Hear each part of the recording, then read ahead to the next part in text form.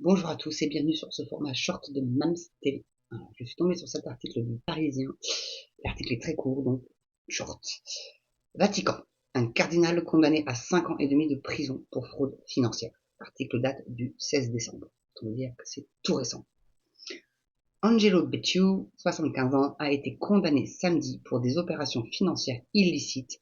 Son avocat a annoncé qu'il déposera certainement un recours. Il est le plus haut responsable de l'Église catholique à avoir comparu devant le tribunal pénal du Vatican.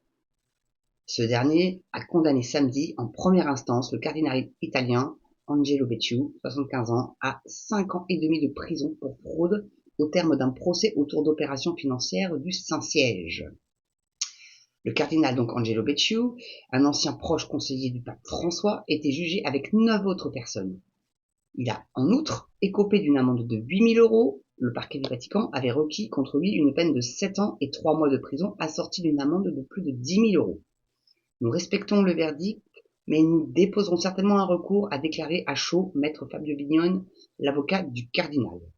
Au cœur du procès, l'achat pour, tenez-vous bien, 350 millions d'euros d'un immeuble de luxe à Londres entre 2014 et 2018 dans le cadre des activités d'investissement du Saint-Siège, dont le patrimoine immobilier est considérable.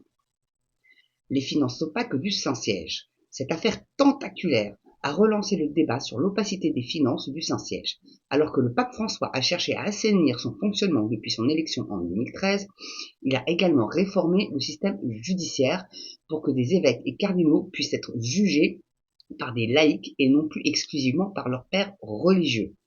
Le promoteur de justice, Alejandro Didi, a requis des peines allant de près de 4 ans à plus de 13 ans de prison, en plus des sanctions financières à l'encontre des 10 prévenus qui comparaissaient pour fraude, détournement de fonds, abus de pouvoir et blanchiment d'argent, corruption et extorsion. Ça, c'est l'Église. C'est notre Église. C'est notre pape. Enfin, moi, en tout cas, c'est pas le mien. C'est peut-être le vôtre, mais moi, c'est pas le mien.